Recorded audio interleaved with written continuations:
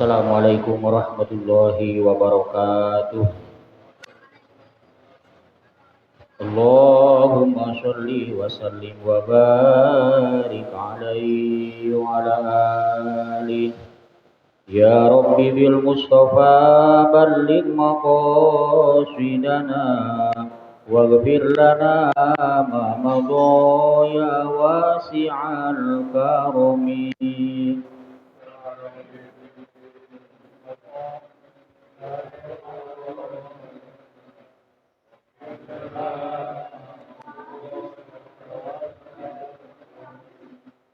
Muhammadun sayyidul kaunaini wassaqalaini wal fariqaini min urbi wa min ajami.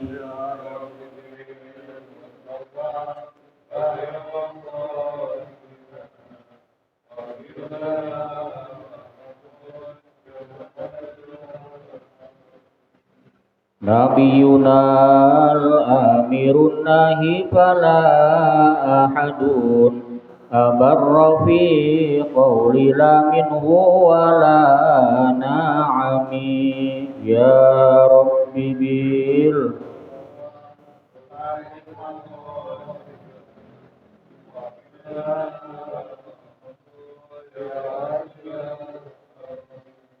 Huwal habibul ladzi turja syafa'atuhu likulli hawli minal ahwali muqtahami.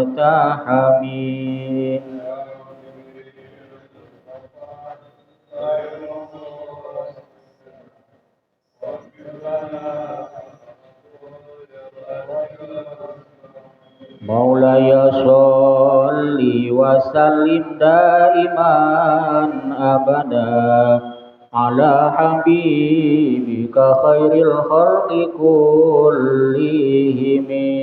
Ya Rabbi bil Mustafa balligh maqasidana waghfir lana ma madha ya wasi'al karami. Allahumma sholli wa sallim wa barik alaihi wa ala alihi. A'udzu billahi minasyaitonir rajim. Bismillahirrahmanirrahim. Alhamdulillahi rabbil alamin wal aqibatu lil muttaqin wala udwana illa 'alal zalimin. Wassalatu wassalamu ala asyrafil anbiya'i wal mursalin sayyidina wa maulana Muhammadin wa ala alihi wa ashabihi ajma'in, amma ba'du. Hadirin jamaah rahimakumullah, jamaah Masjidul Iman, wabil khusus segenap pengurus yang hadir. Mudah-mudahan semuanya selalu dirahmati dan dimuliakan oleh Allah Subhanahu wa ta'ala.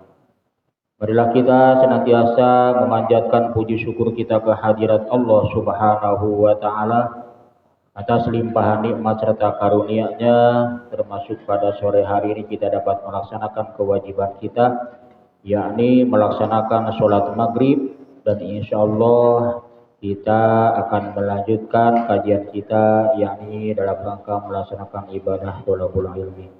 Mudah-mudahan rangkaian amal ibadah kita, baik yang wajibnya maupun yang sunnahnya, semuanya diterima oleh Allah Subhanahu wa ta'ala. Amin ya rabbal alamin. Shalawat beserta salam semoga tercurah selamanya atas junjungan kita Nabi besar Muhammad sallallahu alaihi wasallam, juga kepada seluruh keluarganya, para sahabat-sahabatnya, serta pengikut-pengikutnya. Dan mudah-mudahan kita semuanya bisa istiqomah, bisa terus mulazamah, bisa mempertahankan melaksanakan ibadah-ibadah sunnah kita, sehingga kita mendapatkan syafaat dari Nabi Muhammad SAW kelak di yaumil qiyamah. Amin ya rabbal alamin. Hadirin jamaah rahimakumullah, marilah kita lanjutkan kajian kita masih dalam pembacaan kitab Shulamut Tauhid. Qala al-musannifu rahimahullahu ta'ala wa nafa'ana bi ulumihi bi daraini. Amin. wa huma asyhadu an la ilaha illallah wa asyhadu anna Muhammadar Rasulullah sallallahu alaihi wasallam. Yang wajib kita ucapkan bagi yang sudah muslim, keturunan muslim, di setiap sholat kita, yakni asyhadu an la ilaha illallah wa asyhadu anna Muhammadar Rasulullah. Itu dua kalimat syahadat. Bagi yang belum muslim, belum masuk Islam, maka wajib membacakan dua kalimat syahadat ini ketika masuk Islam. Di mana saja, dalam keadaan apapun, ketika ingin masuk Islam, maka kuncinya, pembukanya adalah syahadat. Adapun rukun-rukun Islam selanjutnya itu perlu proses. Jadi kalau ada orang ingin masuk Islam, yang penting syahadat dulu. Gerbangnya itu. Kalau sholat, kemudian belajar Quran, itu perlu proses. Tidak harus langsung begitu masuk Islam. Masuk Islam jam 10, pas jam 12 waktu masuk waktu zuhur. Kemudian dia langsung harus ikut sholat. Perlu proses. Jadi setelah masuk Islam itu perlu disampaikan dulu apa sih yang wajib setelah masuk Islam. Perkenalan dulu. Mungkin langsung di bawah sholat hanya gerakan bisa saja ngikutin. Tapi apakah dia sudah ngerti apa maksudnya sholat itu? Harus ada penjelasan terlebih dahulu. Seandainya ada orang masuk Islam belum melakukan ibadah berikutnya, baru masuk gerbang Islam, belum keburu sholat, keburu datang ajal, meninggal dunia, itu sungguh beruntung. Karena orang begitu masuk Islam, meninggalkan agama sebelumnya di luar Islam, maka dosa-dosa yang lalu dihapus semuanya oleh Allah Subhanahu wa Ta'ala. Itu berkat masuk Islam. Tidak harus umpamanya dia setelah itu kemudian bertobat, tidak harus. Dengan masuk Islam saja sudah dihapus kesalahan-kesalahan yang lalu. Tinggal dia memperbaiki diri, membenahi diri, mengisi keislamannya dengan sebaik mungkin. Wa yustaratu ayatiya bihima mutawaliyataini murattabataini. Membacakan dua kalimat syahadat ini disyaratkan harus dibaca berturut-turut dan tertib bacanya.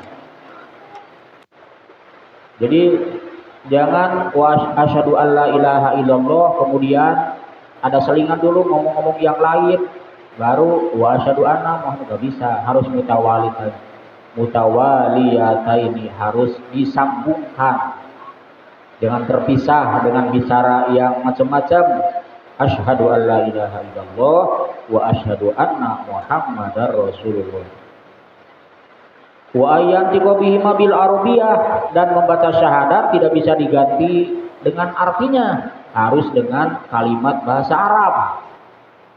Mentang-mentang masuk Islamnya umumnya di Indonesia udah aku bersaksi tiada Tuhan, cukup itu gak bisa, harus dibaca juga lafaz Arabnya. Asyhadu alla ilaha illallah wa asyhadu. Itu mah artinya belakangan nanti. Kalau mau dibaca boleh, gak dibaca gak apa-apa, yang penting lafaz Arabnya. Termasuk ketika kita lagi sholat tidak harus dibaca artinya, cukup paham dalam hati.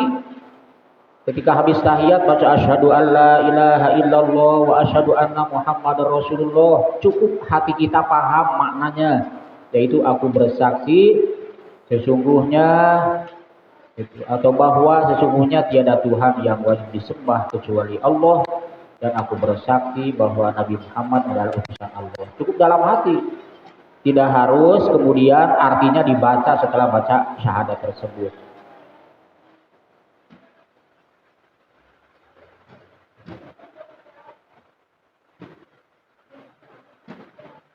Wala budda min takriri syahadat illam yakun hunaka atipun.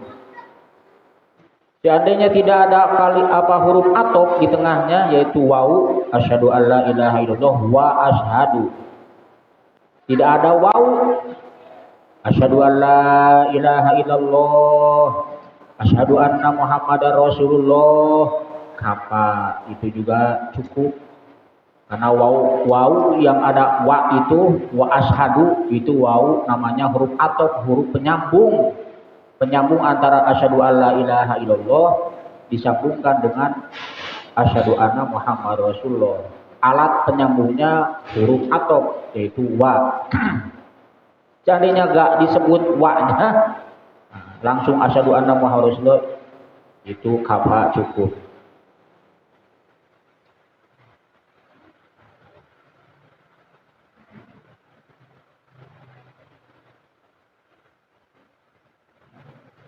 Bi khilafil azan la budda bihi minal ityan bi asyhadu marratain. Atau begini, asyhadunya enggak dibaca dua kali. Asyhadu alla ilaha illallah wa anna muhammadar rasulullah, itu sah. Cukup, bisa. Wa asyhadu enggak diulang dua kali. Berbeda dengan ketika azan, kalau lagi azan mah asyhadunya harus diulang-ulang. Jadi ketika asyhadu alla ilaha illallah, nanti pas asyhadu anna muhammad rasulullah, asyhadunya dibaca lagi. Jangan wa anna muhammadar rasulullah, nggak bisa, harus asyhadu dibaca lagi. Dan tidak harus pakai wawu atop, langsung asyhadu gitulah dua-duanya, nggak pakai wa. Azan qomat nggak usah pakai wa asyhadu, nggak usah.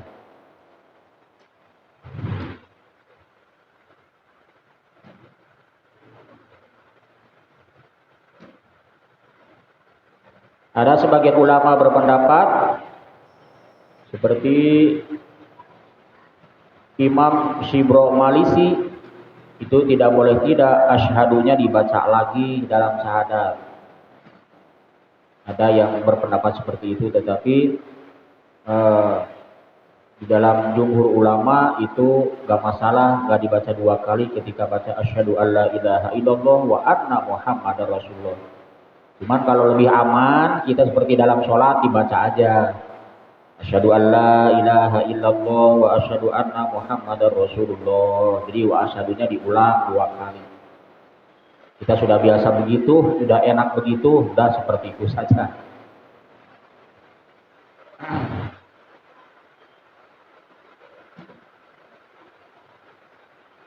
Ketika azan, kalau ada orang yang baca wa asyhadu anna muhammadar rasulullah seperti syahadat di luar azan, salah enggak, cuman enggak sunnah. Enggak sunnah, enggak dapat pahala.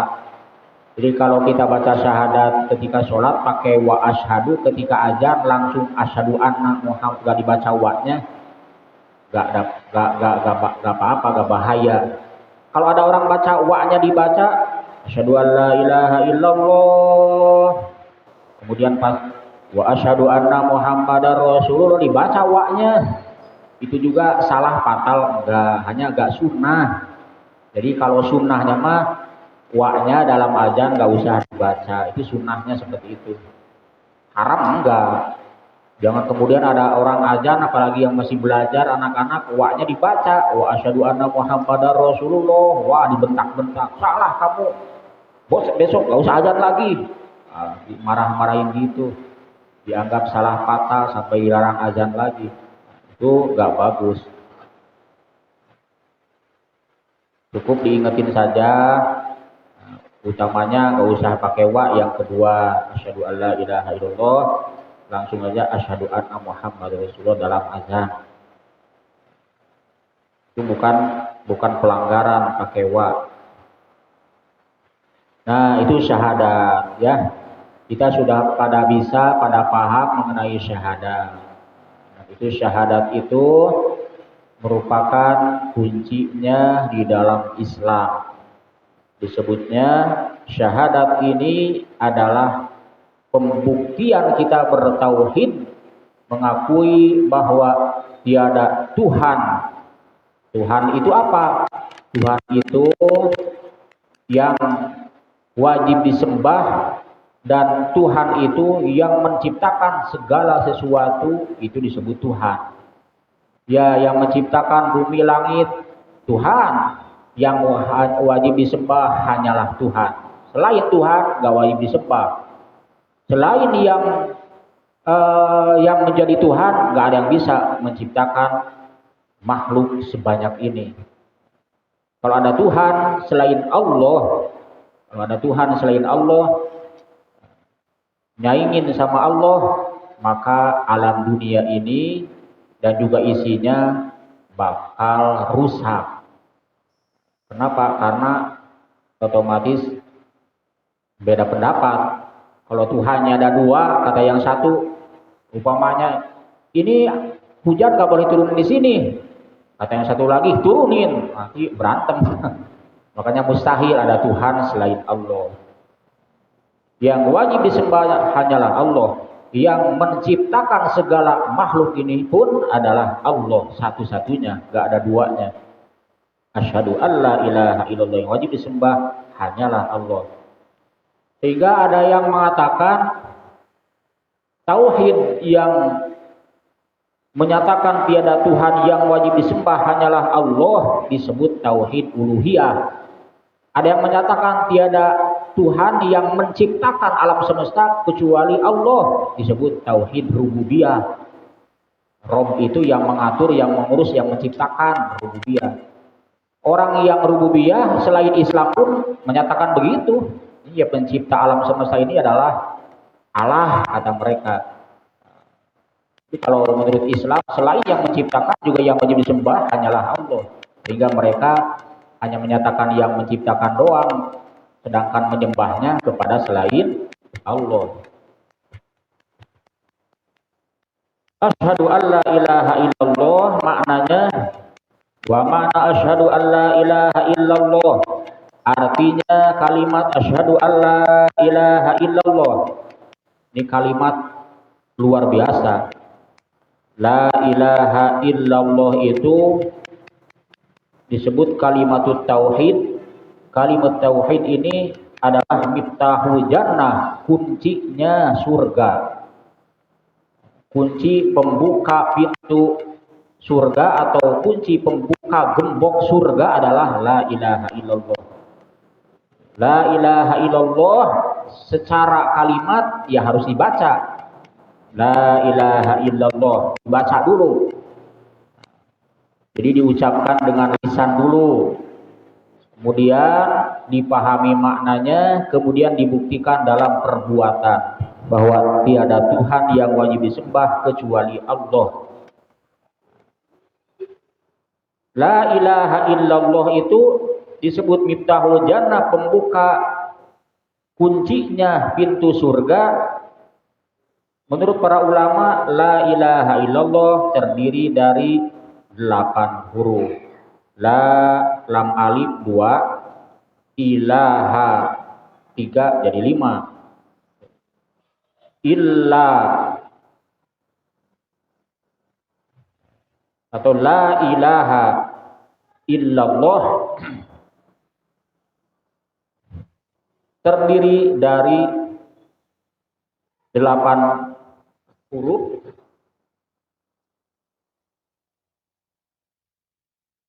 Terdiri dari 12 huruf. Terdiri dari 12 huruf. 12 huruf inilah dalam kalimat la ilaha illallah yang bisa menyelamatkan manusia dari berbagai azab di setiap alam. Alam dunia, alam kubur, alam barzah, alam akhirat. Kalau sudah pandai memahaminya, kemudian menjiwainya, kalimat tauhid ini akan selamat dari berbagai macam siksaan. Bahkan bukan hanya di alam akhirat atau di alam kubur nanti, akan di dunia saja kalau kita sudah menjiwai makna kalimat la ilaha illallah yang 12 huruf ini, maka kita akan merasa nyaman, akan merasa unsuk di dalam kehidupan kita, tenang, nyaman. Kenapa demikian? Karena ini kalimat tauhid. Kalimat tauhid itu kalimat yang menyatakan bahwa segala sesuatu itu sudah diatur oleh Allah. Contoh ginilah. Pertama, anta'lama harus tahu, wa ta'takida, kemudian meyakini, wa tu'mina percaya, wa tusodiqo dan membenarkan. Membenarkan bahwa la mabuda bihaqqin fil wujudi illallah al-wahidu al-ahad. Tidak ada yang wajib disembah kecuali Allah yang al-wahidul ahad. Allah itu satu. Ahad tunggal. Begini. Allah itu yang ada dan Allah lah yang mengadakan semua makhluknya. Berarti secara ilmu hakikat kita dan alam semesta dan semua makhluk ini hakikatnya gak ada. Awalnya gak ada, sekarang ada, nanti bakal tiada. Bakal nol lagi. Yang ada hanyalah Allah. Berarti kita adanya di sini itu karena diadakan sama yang ada, yakni Allah. Dan bukan hanya keberadaannya, hidupnya karena dihidupkan oleh Allah. Kita bisa makan, bisa minum karena dikasih rezeki oleh Allah. Bahkan sebelum kita dilahirkan ke dunia, urusan rezeki, urusan umur alias hidupnya itu sudah ada ketentuannya. Kalau kita yakin sampai ke situ, orang umpamanya walaupun kerja keras, kalau sudah yakin ke situ, kemudian yakin bahwa Allah yang akan ngasih rezeki selama kita hidup, Allah yang akan memberikan rezeki, menjamin masalah rezekinya. Lalu kita kerja keras itu apakah nanti membuahkan hasil rezekinya sesuai keinginan kita? Ya enggak. Pasti sesuai yang sudah diatur oleh Allah. Sudah dijatah oleh Allah. Kerja sampai dijatah segitu pasti dapat. Kelihatannya enak aja nyantai dia, tapi rezekinya ada aja karena rezekinya sudah jaminannya seperti itu. Kerja keras kalau jaminannya sudah ketentuannya segitu ya segitu. Yang bisa menyiksa manusia, perasaan manusia itu adalah keinginan sebetulnya. Kalau kita yang namanya punya Allah, punya Tuhan, benar-benar mengakui dan yakin Allah yang mengatur segalanya, udah tinggal ada ilmu tauhid nih, kalau menurut ilmu tauhid. Menurut ilmu akidah, ilmu usuluddin sama-sama juga itu maknanya. Namanya banyak kalau ilmu tauhid, tauhid, akidah, usuluddin, ilmu hikmah. Itu nama lain daripada ilmu tauhid. Maksudnya sama. Karena Allah yang mengadakan kita, Allah yang menghidupkan kita, Allah yang berikan rezeki kita. Kalau kita punya keinginan sama saja dengan tidak rela diatur sama Allah. Itu ilmu tauhid. Kita boleh meminta kepada Allah, tapi keinginannya itu tetap dibatasi. Apa? Minta ingin dapat ridhonya Allah. Allah rezekilah, berikanlah saya rezeki sesuai dengan apa yang sudah Engkau tentukan dan mohon aku ridhoi memakan dan menggunakan rezeki pemberianmu. Jadi ilmu tauhid begitu. Kalau kita umpamanya ingin kaya, ternyata di lauhil mahfuz ketentuan dari Allah orang ini gak jadi orang kaya. Maka karena keinginan tersebut kemudian kayanya gak kesampaian, maka hatinya, batinnya akan tersiksa. Karena apa yang dia inginkan gak tercapai, ingin kaya uangnya. Coba kalau kita bertauhid benar enak sebetulnya. Udah saya mah terserah Allah dah. Saya ditugaskan oleh Allah harus kasih, harus kerja. Udah saya tugasnya kerja. Adapun rezeki saya yang melimpah itu berarti dari Allah. Adapun rezeki saya yang sedikit kebagiannya berarti itu dari Allah. Udah nyantai hidupnya. Dan ketika kerja sekalipun datang panggilan Allah, gak merasa sempit hatinya. Lagi asik kerja, Allahu Akbar, panggilan sholat. Aduh, nah, kerjaan belum selesai, udah harus sholat lagi. Capek jadinya, karena hatinya sempit. Merasa beban, kerja jadi beban, sholat jadi beban.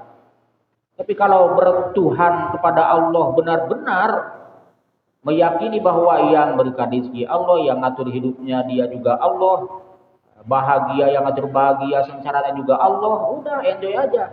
Ketika waktunya sholat, berhenti kerjanya, sholat dulu. Istilahnya harus seimbang antara keperluan dunia dan keperluan akhirat, dengan tujuan hanya ingin mendapatkan keridhaan Allah Subhanahu wa taala, bukan ingin mengejar keinginan, karena keinginan itu datangnya dari dorongan hawa nafsu. Kalau manusia mengikuti keinginan atau dorongan hawa nafsu, berarti bertuhan kepada Allahnya itu tidak murni. Jadi disebutlah kalau orang yang murni benar-benar mengabdi menjadi hamba Allah disebut Abdullah. Tapi kalau orang itu selain mengakui Allah sebagai Tuhannya, tetapi hatinya mengikuti keinginan hawa nafsunya, seperti ingin kaya, ingin sukses, ingin dapat, itu datangnya dari hawa nafsu, disebutnya hambanya hawa nafsu. Kalau hawa nafsu itu kadang-kadang ditunggangi setan, disebutnya abdus syayatin, hambanya setan. Makanya untuk predikat menjadi hamba Allah yang murni, yang benar-benar hamba Allah, tauhidnya harus lurus, tauhidnya harus kuat, harus sadar. Ketika kita dapat rezeki, Allah yang memberikan rezeki itu, dan Allah lah yang punya rezeki itu. Maka Allah perintahkan kita supaya rezeki tersebut, harta tersebut, dunia tersebut digunakan untuk mengabdi kepada Allah. Kalau ada masjid yang belum selesai, kita keluarkan ketika kita diberi kelebihan rezeki. Itu tugasnya. Dan itu tidak akan berat. Karena ini dari Allah, punya Allah, ketika Allah memanggil, saya kembalikan kepada yang punya. Orang bukan punya saya hanya ketitipan, numpang lewat. Seperti itu. Dan beresiko apabila kita banyak harta, ketika ada panggilan zakat, panggilan infak, panggilan untuk menderma, untuk kepentingan agama, hakikatnya ibadah kepada Allah, dia bilang, padahal uangnya banyak, saya kalau punya rezeki, ini masjid saya bangun. Saya kalau punya rezeki, ini jalan yang rusak saya bangun, padahal punya. Nah, ketika dihilangkan seperti itu, padahal ada, dalam tabungannya ada, ngomongnya begitu, itu akan menjadi setrika nanti di akhirat. Akan menjadi setrika yang panas. Di dalam Al-Quran sudah dijelaskan, walladzina yaknizuna adz-dzahaba wal fiddata wa la yunfiquna fi sabilillah yauma yuhma 'alaiha fi nari jahannama fatukwa biha jibahuhum wa junubuhum wa zuhuruhum hadza ma kanaztum li anfusikum fadzuqu bima kuntum ta'malun. Jadi harta yang tidak diinfakkan di jalan Allah nanti di akhirat akan menjadi setrika, akan menggosok jibahuhum, mukanya, jidatnya, wajunubuhum, perutnya, lambungnya, wazuhuruhum, punggungnya. Kita numpuk-numpuk harta, ngumpulin harta, tabungan. Ketika ada panggilan untuk berinfak, untuk jihad fisabilillah dengan harta, bilangnya kalau saya punya, saya akan sumbang, padahal punya. Itu nanti akan jadi setrika, bukan menjadi penyelamat. A'udzubillahi min dzalik. Kita realita kehidupan kebanyakan seperti itu. Ngomong di depan orang, saya kalau banyak mah saya bangun sendiri, susah-susah padahal punya. Jadi kalau orang yang benar-benar mentuhankan hanyalah kepada Allah, tidak bertuhan kepada harta, maka hartanya pun menyadari dia bahwa itu Allah, dititipkan oleh Allah, ketika dipanggil Allah untuk berinfak, dikeluarkan untuk berinfak. Walaupun secara etika memang tidak harus semuanya sampai habis, tidak harus begitu. Harus disisakan juga untuk keperluan hidup kita. Tetapi harus diambil dari harta yang dia miliki untuk keperluan di jalan Allah. Kalau tidak, bukan menjadi penyelamat, tetapi akan menjadi setrika yang nanti akan menyiksa dia di hari kiamat di alam nerakanya Allah Subhanahu wa taala. Itu harta. Ilmu juga demikian.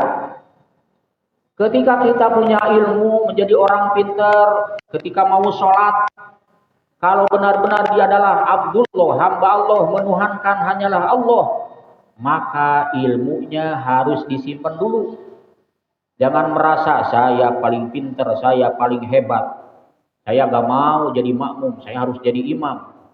Kalau ada orang imam selain dia, wah imam ini kurang benar nih, salah imam ini. Wah kalau kayak gitu ilmunya bukan jadi pelantara dia dekat dengan Allah, justru menjadi jauh dari Allah karena merasa hebat dengan ilmunya. Kalau kita yakin Allah lah yang mempunyai ilmu, Allah lah yang maha mengetahui, kita hanya diberi sedikit dari Allah, ilmu yang kita miliki itu pun hanya titipan. Harus dipergunakan dengan baik, jangan buruk sangka kepada orang lain, dan jangan merasa hebat dirinya, jangan takabur lah. Ketika mau sholat, buang. Perasaan itu buang. Tetap di hadapan ketika mau sholat, mau menghadap Allah, saya adalah hamba Allah. Saya gak bisa apa-apa, saya gak punya apa-apa. Merasa bodoh di hadapan Allah. Sudah, siapa saja yang jadi imam, kita husnuzon kepada Allah. Oh, ini berarti kepercayaan, hakikatnya dipercaya oleh Allah. Jangan merasa hebat, pinginnya jadi imam, terus giliran jadi makmum, gundel. Gak boleh. Jadilah seorang hamba Allah yang semuanya serahkan kepada Allah. Allah yang akan menilai, Allah yang akan menerima, Allah yang akan menolak urusan ibadah hamba-hambanya. Nabi Muhammad SAW diisrokan, dibirajkan oleh Allah Subhanahu wa taala. Di dalam ayat Al-Qur'an kalimatnya asro bi abdihi. Bukan asro bi nabihi, tidak disebut pangkatnya. Atau asro bi rasuli, enggak. Nabi Muhammad itu benar-benar seorang hamba yang murni, menghambakan dirinya kepada Allah, sehingga ketika diisrokan oleh Allah, dimi'rajkan oleh Allah, disebutnya abdihi, hambanya Allah. Seorang pejabat ketika mau sholat jangan bawa jabatan, jangan ada dalam perasaan dirinya saya lurah, saya camat harus ada di posisi belakang imam, saya harus di depan, nggak bisa. Hilangkan itu, taruh dulu. Ketika mau menghadap Allah, mau benar-benar menyembah Allah, jadilah hamba Allah yang murni. Harta, jabatan, ilmu, semuanya simpen dulu. Husnuzonlah kepada Allah, saya adalah hamba Allah yang gak bisa apa-apa. Jangankan hidup, jangankan ilmu, jangankan jabatan, tenaga ini untuk mengacungkan tangan takbiratul ihram, badan untuk membungkuk ruku, saya gak bisa kecuali dibisakan oleh Allah. Kalau tiba-tiba dicabut kekuatannya, tiba-tiba mau ruku punggungnya berat, kan gak bisa apa-apa. Atau setelah ruku untuk bangun tiba-tiba berat, gak bisa, dia pun gak bisa apa-apa. Itu karena bisanya itu dari Allah. Banyak orang yang seperti itu. Kemarin dia itu masih bisa lari, tiba-tiba besoknya jangankan lari, berdiri juga udah gak kuat. Ketika berdiri gak kuat, apakah dia bisa manggil kekuatan yang sudah gak ada? Gak bisa. Cari orang, cari dokter, cari paranormal untuk bisa seperti semula. Kalau Allah mengendaki gak bisa, ya gak bisa. Karena itu bukan kekuatan milik makhluk, tapi itu kekuatan milik Allah yang dititipkan, diberikan kepada makhluknya. Sadarilah itu. Jangan merasa hebat, jangan merasa kuat, semuanya milik Allah. Makanya la ilaha illallah. Tiada Tuhan yang wajib disembah kecuali Allah. Tiada Tuhan yang berikan rezeki kecuali Allah. Tiada Tuhan yang punya kekuatan kecuali Allah. Saya kuat karena dikuatkan oleh Allah. Saya dapat rezeki karena diberi rezeki oleh Allah. Saya pintar karena diberi ilmu oleh Allah. Jangan dibawa itu semua, serahkan kepada Allah. Ketika mau menghadap Allah, hanyalah Allah yang punya semuanya. Nah, orang kalau sudah derajat keimanannya, tauhidnya sudah mulai mantap, hidup di dunia ini tidak akan angkuh, tidak akan sombong, tidak akan merasa hebat. Enggak.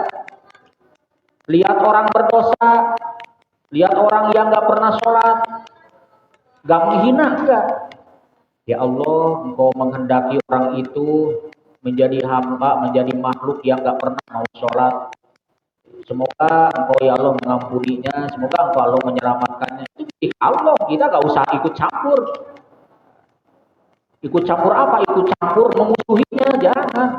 Ini ada orang gak pernah sholat, wah, kita benci banget.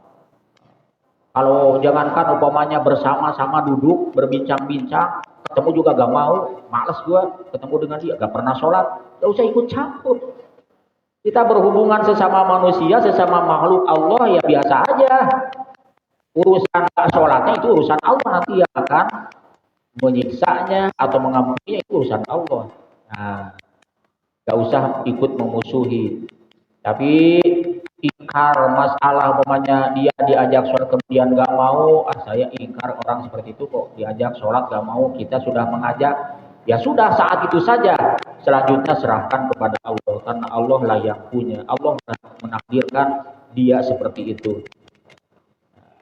Jadi nanti kita akan menjadi penghuni sorga sekalipun atau menjadi penghuni neraka sekalipun, sudah ada programnya, sudah ada irodahnya Allah, kehendak Allah kita bakal menjadi di mana posisi kita nanti. Ya kita sadar diri, jadilah hamba yang taat dan patuh terhadap aturan Allah. Sudah tugas kita melaksanakan perintahnya, menjauhi larangannya, kemudian berserah diri sepenuhnya kepada Allah atas segala ketentuannya. Ini yang berat. Karena kita selalu ditunggangi oleh hawa nafsu, keinginan dunia, keinginan kepuasan dunia, ingin kaya, ingin sehat, ingin beruntung, doa ingin selalu terkabul, inginnya kita begitu. Itu manusiawi, akan tetapi tetap harus ada filter, menyadarkan diri, saringan dari keinginan itu, bahwa ini manusia, wajarlah saya punya keinginan, tapi tetap yang menakdirkan, menentukan itu hanyalah Allah. Kita tetap menyadari hal itu. Oleh karena itu jangan sampai lupa bergantung kepada Allah. Semuanya gantungkan kepada Allah, bukan bergantung atas kerja keras, bergantung atas umpamanya usaha, bukan. Itu mah hanya pelantara. Tetap gantungkan semuanya kepada Allah. Kita sudah bekerja, gantungkan rezeki kepada Allah. Kita sudah bekerja keras, gantungkan hasilnya kepada Allah. Kalau tidak digantungkan berarti tauhidnya agak lempeng. Mengandalkan kemampuan diri, sedangkan diri juga dimampukan oleh Allah. Apabila keinginan gak tercapai, kecewa kita. Apabila kecewa, maka hati kita tidak akan tenang. Ketika hati tidak tenang, berarti di dunia saja, jangankan di alam kubur, di akhirat, di dunia saja kita tidak mendapatkan kebahagiaan. Jadi la ilaha illallah itulah kuncinya pintu sorga, kuncinya pintu kebahagiaan dan ketenangan di dunia, di alam kubur, di akhirat adalah benar-benar bertauhid, yaitu la ilaha illallah, tiada Tuhan yang wajib disembah kecuali Allah. Maknanya luas, bukan hanya sembahan aja, tetapi yang beri rezeki hanyalah Allah, yang ngatur hanyalah Allah, menakdirkan manusia, kok ini mah pendek, kok ini mah tinggi, diatur sama Allah. Ada orang jelek, jangan ikut campur, jelek amat lu, jangan, itu ciptaan Allah. Paling juga kita bilang Masya Allah, gitu aja udah. Masya Allah apa? Ya itu ciptaan Allah, Allah yang menghendaki seperti itu. Jangan ikut menghinanya, karena itu adalah ciptaan Allah. Allah yang berkeinginan seperti itu, irodah dan kudratnya. Ada orang pintar juga Masya Allah aja udah kita mah. Kita ditakdirkan jadi apa? Udah itu Masya Allah, atas kehendak Allah Subhanahu wa Ta'ala. Tugas kita adalah menjadi hamba taat dan patuh atas perintahnya, menjauhi larangan-larangannya. Termasuk di dalam ibadah, kalau sudah ada rasa seperti itu, saya gak bisa apa-apa, gak punya apa-apa. Saya punya kewajiban hanya mengabdi kepada Allah. Maka orang kalau sudah mulai membuat dirinya nol, menganggap dirinya nol di hadapan Allah, maka Allah akan cinta kepadanya. Tidak mengejar harta. Kan ada orang ibadah, ingin lancar rezeki, itu salah sebetulnya menurut ilmu tauhid. Saya mau rajin sholat duha biar usaha lancar. Secara ilmu tauhid itu hanya, walaupun itu ada hadisnya mengenai orang yang rajin sholat duha insya Allah dimudahkan itu, tapi kita jangan keinginan seperti itu. Kita niat ibadah, melaksanakan anjuran Nabi membaca atau mengamalkan sholat duha dan mengamalkan bacaan-bacaan yang menarik rezeki. Adapun saya dikasih rezeki oleh Allah, itu alhamdulillah, dengan catatan tentunya mengharapkan disertai ridho dan rahmatnya. Karena kita berkeinginan, saya ingin rajin sholat duha biar rezeki banyak, kemudian rezekinya banyak tetapi tidak disertai ridhonya Allah. Karena dia yang dia inginkan hanya itu, gak ada sampingannya ingin dibahagiakan oleh Allah di akhirat. Nanti khawatirnya di dunia dia diijabah, tetapi di alam kubur, di akhirat dia tersiksa. Seperti tadi nantinya, khawatir hartanya numpuk ketika dipanggil untuk berinfak di jalan Allah, meregehese, sulit mengeluarkan. Anak yatim, banyak yang terlantar, sulit mengeluarkan. Padahal dia rajin sholat duha uangnya, rajinnya doang. Jadi istrika nanti di akhirat, harta dunianya bukan menjadi kebahagiaan. Jadi amalkan anjuran Nabi seperti membaca surat Waqiah, kemudian sholat duha, sholat malam. Tapi ingin kita itu, saya mah urusan rezeki mah kurang yakin diatur sama Allah. Yang penting Allah meridhoi saya. Dengan diberikan rezeki yang diridhoi, bukan rezeki yang dimurkai.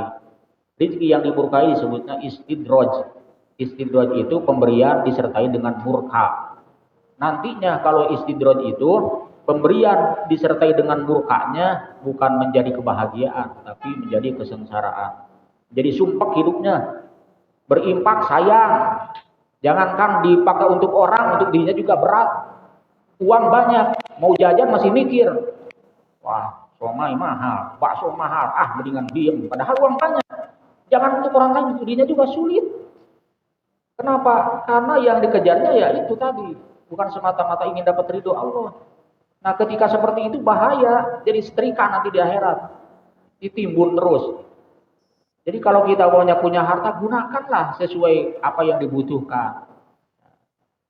Ketika perut lapar ingin diisi, belikan. Tidak usah bingung, masih mikir. Apalagi untuk keperluan agama, karena itu perintah dari Allah Subhanahu Wa Taala. Itu diantaranya makna kalimat La ilaha illallah. Ngucapin mah mungkin masih mudah, tapi mengamalkannya ini yang berat. Karena ini kalimat tauhid. Orang yang bertauhid berarti sudah ma'rifat. Tingkatan dalam kehambaan itu satu syariat. Kedua thariqah. Ketiga ma'rifat. Puncaknya ma'rifat yang disebut hakikat. Kalau orang sudah ma'rifat, sudah luar biasa, wali lah itu sebutnya, wali Allah, sudah ma'rifat. Apa-apa hidupnya bergantungnya kepada Allah. Orang yang sudah ma'rifat mah gak takut dengan miskin, gak takut dengan sakit, karena sadar itu penyakit itu bisa saja dosa diampuni dengan datang penyakit. Ya udah dijalani aja. Berobat dijalani, penyakit juga dirasakan, gak apa-apa, karena sadar bahwa itu menjadi sebab diampuni segala dosa kalau sabar. Tapi kalau begitu datang penyakit, panik, pinginnya sehat terus, padahal yang menciptakan sehat Allah, yang beri sakit juga Allah. Gak sadar begitu. Kalau sadar bahwa semuanya dari Allah, berarti semuanya itu bagus, itu aja. Kalau semuanya dari Allah, berarti program Allah atau keinginan Allah itu semuanya bagus, husnuzon. Makanya ketika dikasih miskin susah, ya itu keputusan Allah, berarti bagus bentuknya. Ini masalah tauhid. Alhamdulillahirabbil alamin. Itu ya diantaranya makna kalimat la ilaha illallah. Penjabarannya masih banyak, masih luas. Secara singkat itu saja dulu. La mabudah bihaqqin fil wujudi illallah al-wahidu al-ahadu. Allah itu yang satu, yang awal, yang akhir, yang hidup, yang berdiri dengan zatnya sendiri, tidak bergantung kepada siapapun. Itu Allah.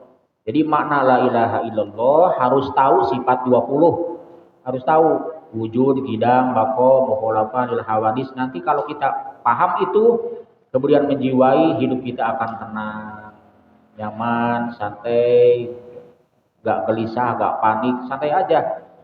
Ditakdirkan jadi apa, enjoy bakalnya, karena udah berserah diri sepenuhnya atas pengaturan Allah Subhanahu wa taala. Untuk sementara yaitu al-wahidu al-ahadu. Wallahu a'lam bissawab.